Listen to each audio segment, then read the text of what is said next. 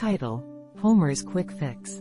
It was a typical Saturday morning in the Simpson household, the aroma of bacon sizzling in the air, and the sound of Marge's vacuum cleaner humming in the background. Homer lounged on the couch, eyes glued to the TV, waiting for the kickoff of the highly anticipated Springfield Adams vs. Shelbyville Sharks game. Suddenly, the screen flickered, sputtered, and went black. "Doh!" Homer exclaimed, shaking the remote as if it were a magic wand. "Not now, not when the Atoms are about to crush the Sharks." Marge peeked around the corner, her hair perfectly coiffed. "Homer, can't you just fix it?" "Of course I can," he boasted, puffing out his chest. "I am a man. How hard can it be?" With that, Homer shuffled to the garage, where he rummaged through a mountain of old tools, half-empty cans of paint, and a suspiciously large collection of expired snacks. He finally emerged with a wrench, a roll of duct tape, and a rubber chicken. Homer?" Marge called, raising an eyebrow. "What's the chicken for?" For luck," he replied, giving it a squeeze. "Now stand back, I am going in." Homer plopped down in front of the TV, tools scattered around him like a mad scientist's lab. He twisted, turned, and tapped the screen, muttering a series of nonsensical phrases. "Come on, you old hunk of junk." Just a little Homer magic. After a few minutes of futile tinkering, he decided it was time for drastic measures. He grabbed the duct tape and wrapped it around the TV like a mummy, convinced that would somehow bring it back to life. "If it works for everything else in this house, it'll work for you," he declared. Just as he was about to plug it back in, Bart strolled in, munching on a donut.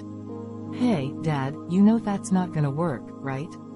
"Silence, boy. You're looking at the next TV repairman of Springfield." Homer shot back, feeling a surge of confidence. He plugged in the TV, and for a moment, nothing happened.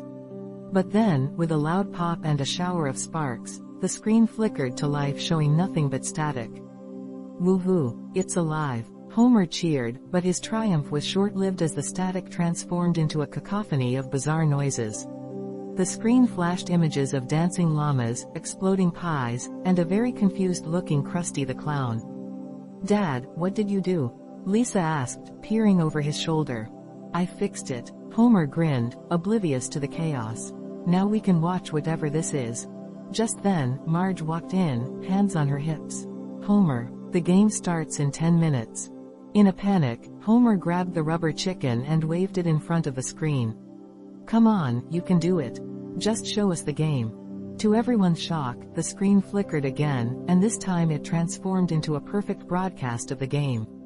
The family cheered, but Homer was still staring at the rubber chicken, convinced it was the real hero of the day.